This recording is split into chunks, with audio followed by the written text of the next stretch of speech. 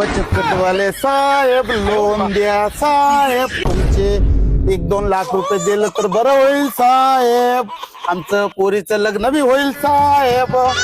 बचत गटवाले साहेब. हो ठीक आहे रे बाबा, ठीक आहे, कळलं मला. पण आहे की नाही ते पैसे येऊ नाही तर तुला लोन देता आम्ही, पण तू हप्त्याला किस्त भरतो ना बरोबर? हो साहेब, हप्त्याला भरतो साहेब, कारण की 2 दिवस अगोदर पैसे देतो साहेब.